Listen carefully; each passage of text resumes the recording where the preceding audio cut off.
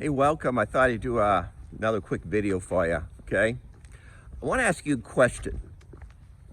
If you could buy a house for $500, and if you fixed it up, it's worth $20,000, would you do it? Or if you could buy a house for $5,000 and the house is worth $60,000, would you do it? And last question, if you bought a house for $10,000 and it was worth $100,000, would you do it? Okay? Well, those are all three types of properties I've been buying at the tax sale, okay? And it all depends what your game plan is on your exit strategy, okay, of the property. Now, if you buy a property for $500 and the property is not in so bad shape and you plan on living in the neighborhood, it's a good deal. It's not bad, maybe, okay? Your funds are very limited and you could do some of the repairs yourself, okay? So it might be pretty good.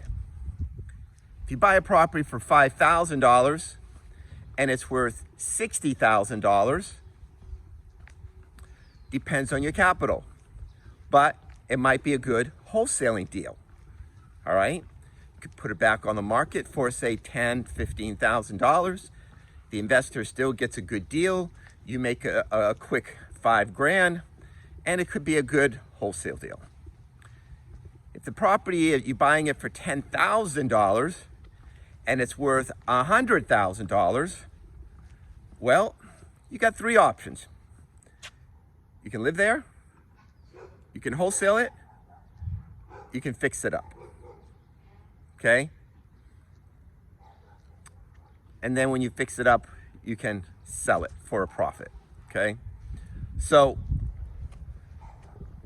you got to know your exit strategy when you're going to be doing a tax sale. Now, I'm not saying everybody's got $10,000, $15,000, $20,000, or however you have it, okay? I'm just basically explaining what type of strategies you need when you get into a property, because when you're going to be going to these tax sales, okay, I'm watching these tax sales on YouTube. Some of them were live and everything. Some of them were some old videos and everything. You're going to compete against guys who have a lot of money. And if you're going to compete against those guys who have a lot of money, then you better have a good strategy of how to outwit them, okay? How to achieve the property, how to get the deal, how to make some money and everything like that. Because their money's unlimited, just like Wall Street's money's unlimited, okay? So I want to give you that big tip for you today, okay? Is if you're going to be buying a property, you better know what your strategy is, your exit strategy is of when you're going to be selling the property, okay? Now, I'll tell you myself, I made some mistakes that I bought a property for $500 thinking I can fix it up and then flip it. And the house is only worth about $20,000, $25,000.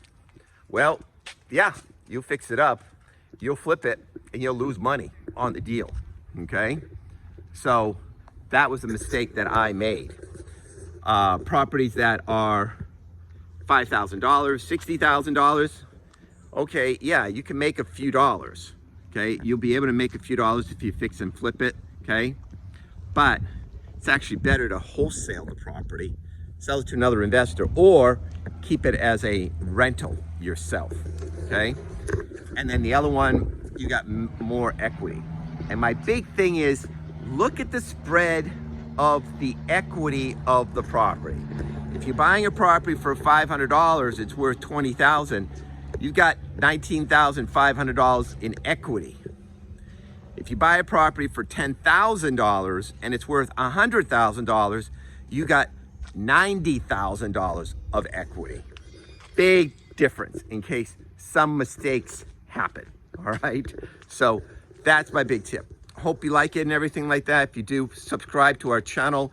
thought I'd give you a little bit more detailed information about when you're going to go to tax sales, you know, what to look for, do your homework, so when you buy a property, you're not stuck with it and you walk away with a lot of investors that I see who just buy a property and then they walk away from it and because they made a mistake. All right, guys, hope you liked the video. If you do, please subscribe to us. And remember, the Right Housing Corporation is a nonprofit. CalFirst Holding Corporation is a parent company. Please like the video, subscribe to it. Till next time, see you then.